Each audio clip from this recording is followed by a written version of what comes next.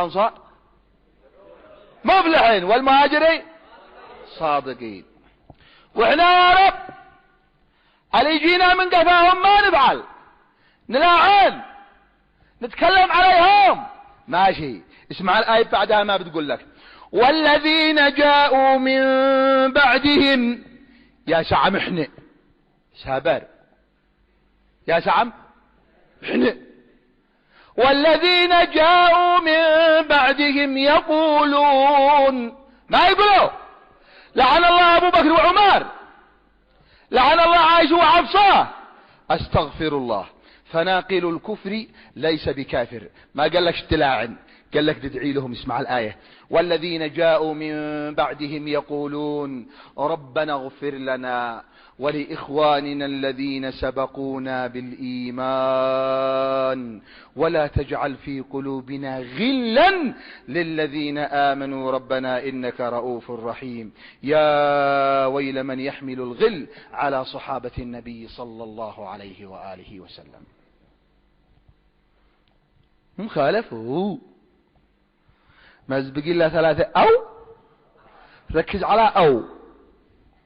الله يعينك يا أبو ذر، لا قالوا مؤمن ومؤمن ولا مرتد ومرتد، عاد مشكين فيك.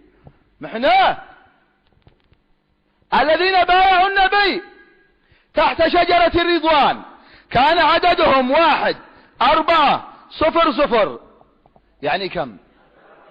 1400. هيا اسمعوا الباري ما قال في 1400، ما قلت شنع، الكلام مش من عندي ولا من جيبي، من سورة الفتح. قال تعالى عنهم في سورة الفتح لقد رضي الله عن المؤمنين إذ يبايعونك تحت الشجرة. كم؟ 1400. لقد رضي الله،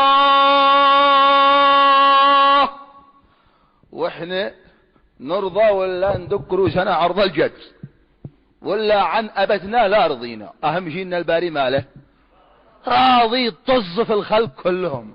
لقد رضي الله، اسمع ما قاش عن المجاملين، عن المؤمنين إذ يبايعونك تحت الشجرة، لكن كانت قلوبهم مدواحمة. من قال لك؟ معقول ان الباري ينزل سكينة على قلوب مدواحمة؟ ابدا. فعلم ما في قلوبهم، كمل، فأنزل السكينة عليهم وأثابهم فتحا قريبا.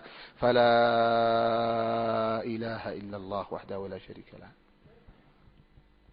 هم خالفوا جروها على علي، امروا على تحت السقيفة.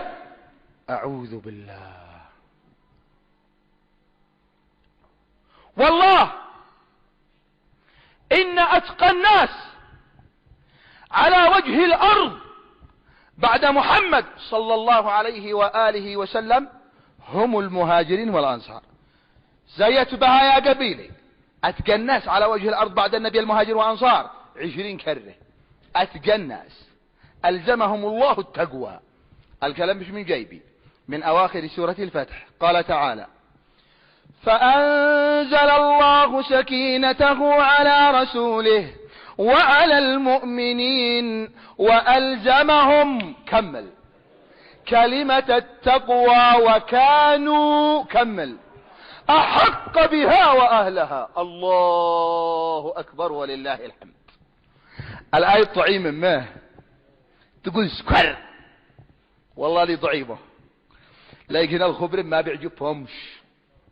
عندنا في البلاد بيجوا يتوا لهم محاضرات للقبائل، ويقولوا لهم ما بيستعيد احفظوا القرآن كله، يكفي تقرأوا لها سورة تبت، علي صلوا بهم سورة تبت بس، وبتطلع مطلع. احنا ما عذر ما نطلع. نبسر الباري ما بيقول في الآيات الكبار وفي السور الكبار، ما بيقول في الصحابة رضي الله عنهم. الله الله تشتوا تجاهدوا بذيها وجاهدهم به جهادا كبيرا. تريدوا أن تصححوا العقائد بالقرآن الكريم، صحوا العقائد. ما يديش والله ما يدي. ولذلك النبي كان يصح العقائد بذي